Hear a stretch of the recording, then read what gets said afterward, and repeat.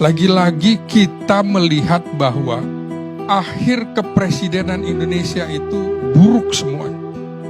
Presiden Soekarno jatuh melalui MPRS, pertanggungjawabannya ditolak. Kemudian Pak Harto juga begitu, lewat demo akhirnya terpaksa mundur. Dan Habibie juga begitu, pertanggungjawabannya juga ditolak oleh MPR. Kemudian Gus Dur dimakzulkan, Megawati tidak mampu bertahan untuk kemudian meraih kemenangan dalam Pilpres, artinya tidak dipercaya lagi oleh rakyat. Kemudian SBY 2 periode, di ujungnya adalah elit-elit Demokrat tersangkut kasus korupsi. Dan sekarang Presiden Jokowi sedang menggali kuburnya sendiri. Kita bisa lihat komposisi di koalisi Indonesia Maju adalah koalisi di mana para menteri tersandera. Menko Perekonomian Erlangga, Menteri Perdagangan Zulkifli Hasan, Menteri Pertahanan Prabowo Subianto, Menteri BUMN Erick Thohir. Itu adalah tokoh-tokoh yang disandera, sehingga tidak bisa berbuat apa-apa dalam teori plot twist politik.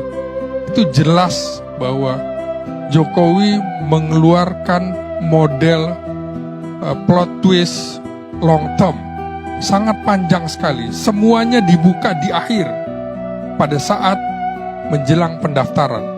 Sehingga teori ini mengatakan semakin banyak orang terpedaya, semakin banyak orang tertipu, maka rencana skenario ini berhasil.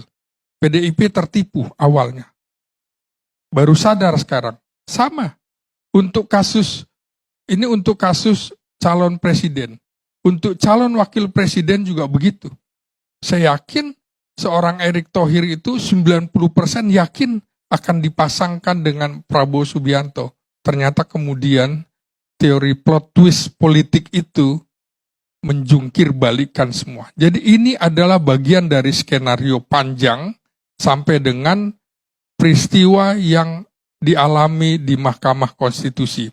Mengapa kita bisa lihat dari rangkaian agendanya begitu sempit, tidak ada celah untuk mengubah keputusan, tidak ada celah untuk mengganti calon wakil presiden, tidak ada celah lagi karena peraturan KPU nomor 19 dengan begitu cepat 2 hari yang lalu juga diganti menjadi peraturan KPU nomor 23. Terkunci sudah.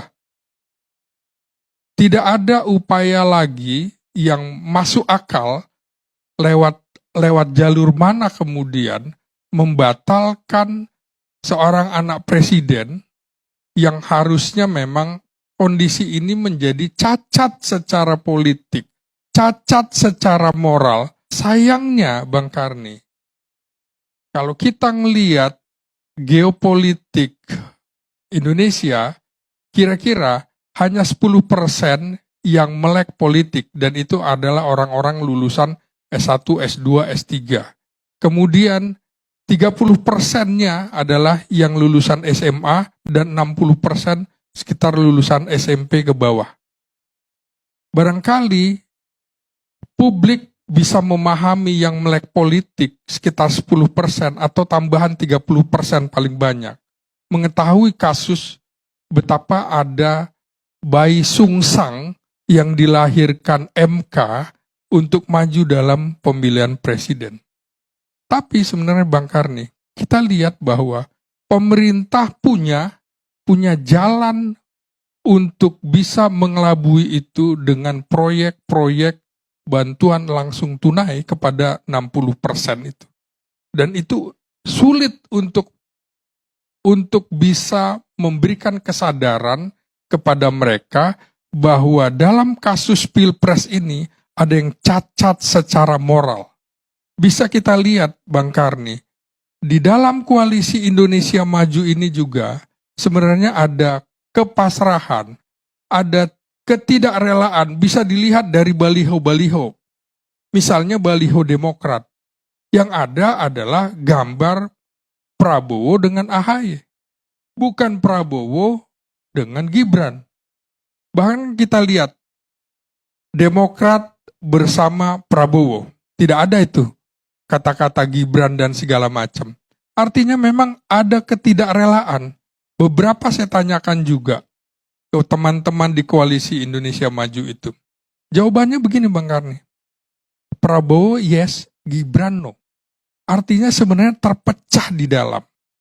Ada ketidakrelaan, tapi tidak bisa karena seperti saya bilang tadi, menteri-menterinya tersandera. Kebetulan menteri-menterinya ini adalah ketua umum partai.